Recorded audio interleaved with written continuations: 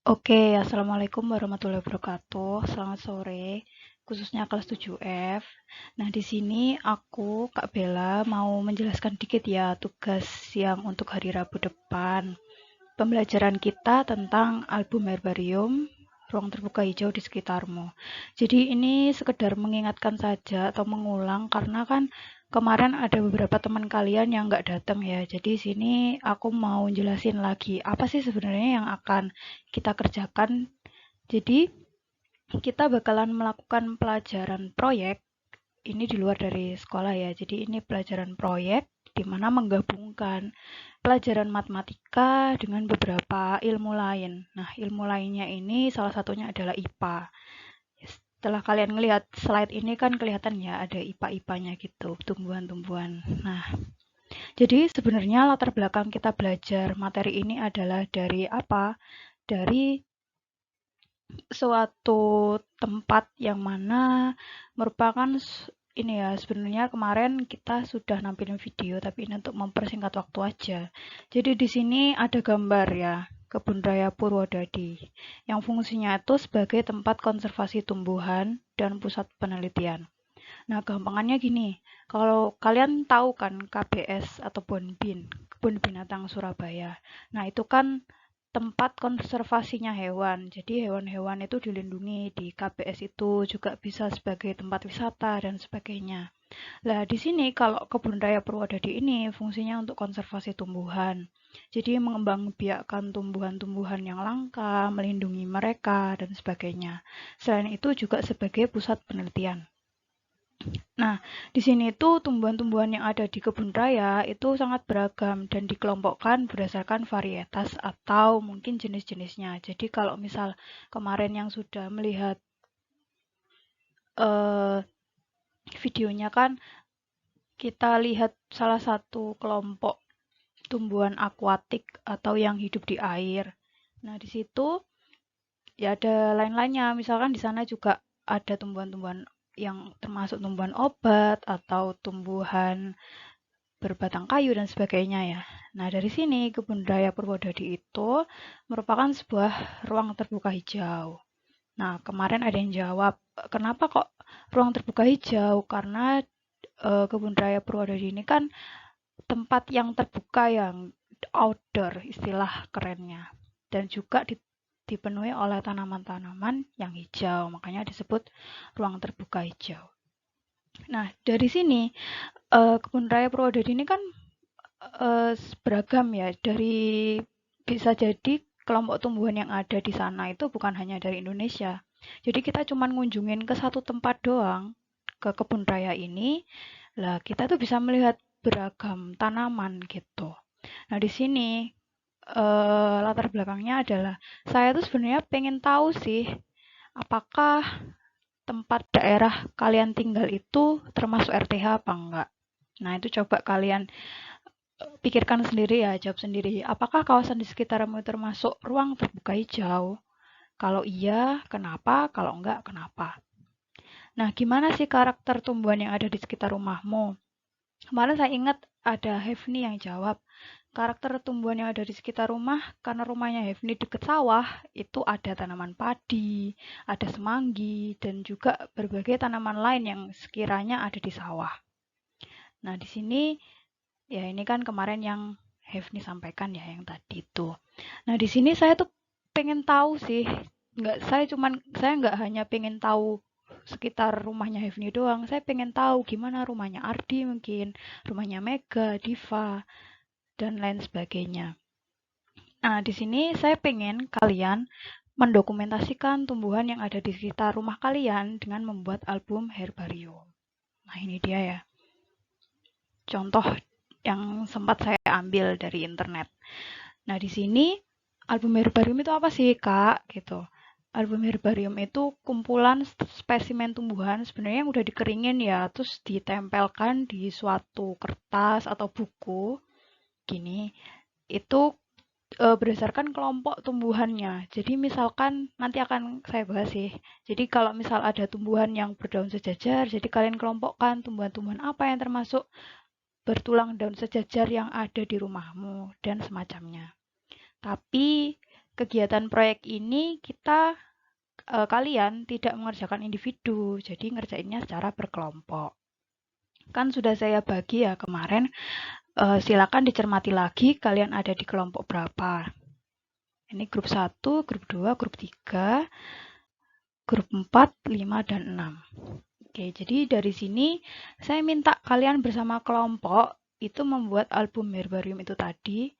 Sebenarnya juga sudah saya tunjukkan ya contoh yang sudah saya kirimkan. Itu minimal kalian bikin 5 kelompok tumbuhan ya.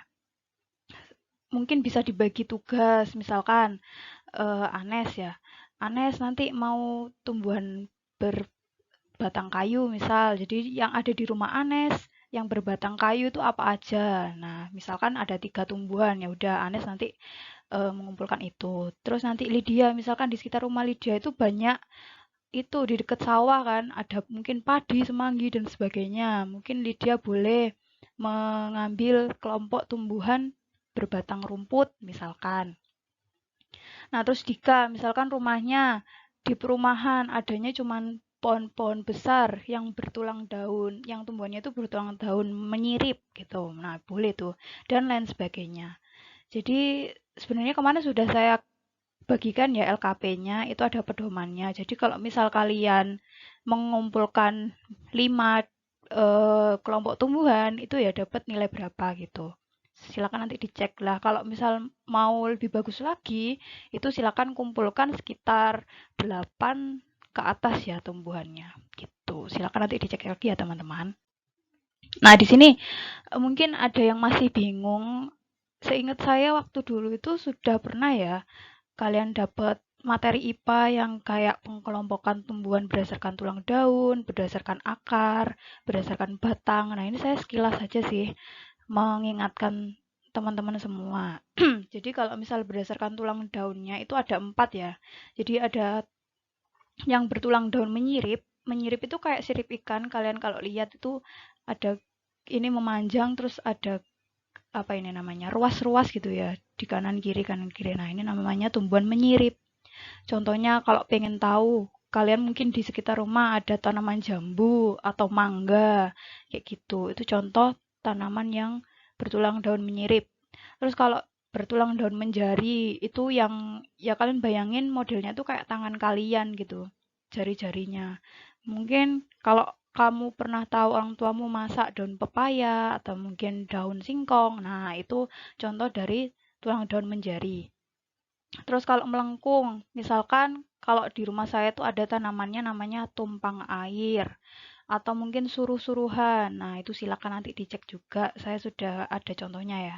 Terus bertulang daun sejajar itu cuman tulang daunnya itu cuman garis red gitu doang ya, kayak tanaman pandan. Terus kalau punya saya tuh kayak apa ya, furing dan sebagainya. Nah, ini silakan. Ini kan sudah ada 4 kelompok ya. Ini udah tinggal nambah 1 lagi, boleh. Atau mungkin nanti kalian combine dengan yang lainnya, kelompok tumbuhan lainnya juga boleh. Nah, misalkan berdasarkan jenis batang, batang berkayu ya jelas yang atos alot gitu ya, yang berkayu banget kayak misal apa tumbuhan mangga itu kan berkayu, terus tumbuhan jambu juga berkayu dan sebagainya. Terus berbatang rumput yang saya bilang tadi kayak tanaman padi, terus rumput-rumputan liar itu juga boleh, semak, gulma dan sebagainya. Terus kalau berbatang basah itu yang kayak tanaman sawi, bayam gitu ya. Jadi kalau misal kalian pencet, kalian apa itu namanya potong, itu kan kayak berair basah gitu. Nah ini udah ada 3. Jadi sudah saya jelaskan 7 kelompok ya, terserah kalian pilih. Nah terus yang terakhir berdasarkan jenis akar.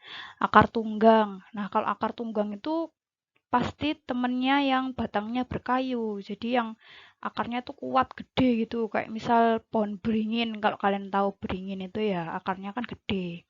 Nah, terus kalau akar serabut ini biasanya tumbuhan yang batangnya basah ya kayak apa namanya? Sawi, terus rumput-rumputan. Itu kan akarnya kan banyak, kecil-kecil gitu. Oke.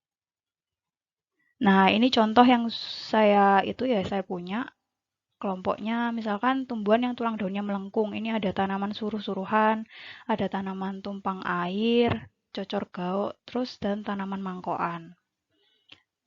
Nih ya.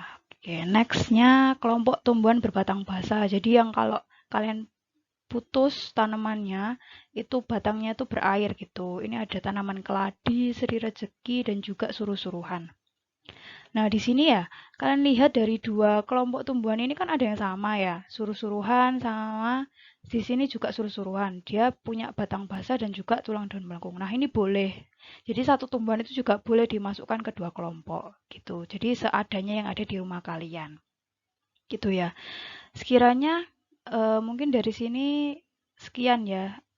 Dan juga saya ingin memastikan aja sih yang kemarin tidak datang, apakah bisa menghadiri dan bekerja di kelompoknya. Karena kemarin itu ada yang tinggal 2 doang anggota kelompoknya, kan kasihan. Nah, itu saya pengen tahu kepastiannya ya. Soalnya nanti kalau misal kalian memang tidak bisa, nanti mungkin yang 2 temannya ini bakalan saya lempar ke kelompok sebelah gitu. Semoga bisa dipahami ya, Rek. Minta bantuannya kelas 7F. Semoga sehat dan sukses selalu. Wassalamualaikum warahmatullahi wabarakatuh.